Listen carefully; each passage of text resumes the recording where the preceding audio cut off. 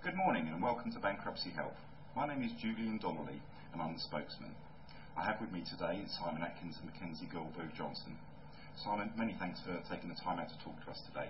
Thank you, Julian. First of all, could you tell us a little about your company and what you do? Sure. My company's name is Mackenzie Goldberg-Johnson Limited. We're a firm of insolvency practitioners based in Crewe in Cheshire. We're a small firm, not a call centre. We pride ourselves on providing a personal service for each client, whether they're individuals or small businessmen. What we try and do is tell people what they need to hear, not necessarily what they want to hear, in straightforward, simple language. Excellent. How did you get involved in the debt industry? Well, I spent 10 years as an accountant in industry, so I've got first-hand experience of business problems and debt problems as well. I trained with a firm in Manchester and set up my own firm about 3 years ago. I actually enjoy the legal and procedural aspects of the job. The important thing to remember is that statute law gives insolvency practitioners a toolbox, and it's a toolbox that we can apply in the real world to sort out real debt problems for real people. Fantastic. Have you noticed a large growth in numbers seeking advice over the last 12 months? Yes, absolutely, Julian. There's been a steady growth over the last few years.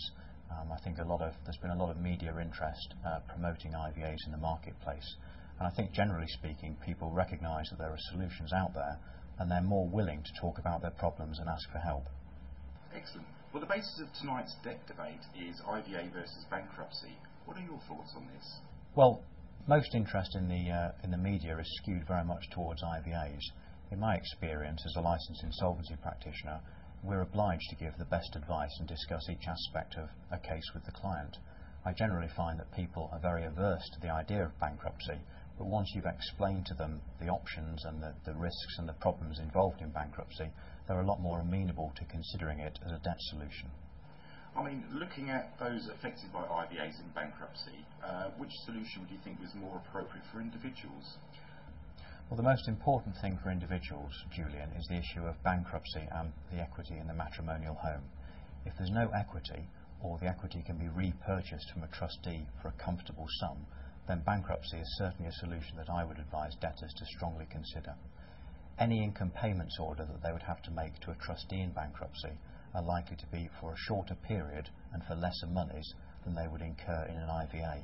So from a strict economic point of view, bankruptcy can be a very attractive option. It's always worth bearing in mind, though, that individuals may wish to avoid bankruptcy for very good social or personal reasons. And again, the same question, but from the creditor's angle, which solution do you think is more appropriate? Well, I think here, Julian, the figures speak for themselves. The average return for creditors in an individual voluntary arrangement is 39 pence in the pound, whereas in bankruptcy, the last figures I heard was that it was only 3 pence in the pound. Same question again, but from the perspective of the insolvency industry, which solution do you think is better suited, bankruptcy or IVA? Well, Julian, a licensed insolvency practitioner is obliged to give the best advice to the client. So it's a simple thing to say, but we really do have to look at each case on its merits. Generally speaking, there's been an enormous amount of investment from a number of firms in selling IVAs into the marketplace. I think it's a good thing. I think it's good that there's a debate about insolvency generally, but I think it's fair to say there are lingering ethical issues about the selling of those services. Finally, the same question again, but from the perspective of the economy as a whole. Well, I think looking at the economy as a whole, Julian, there should be no effect in the medium term between bankruptcy and IVA as a way of servicing debts.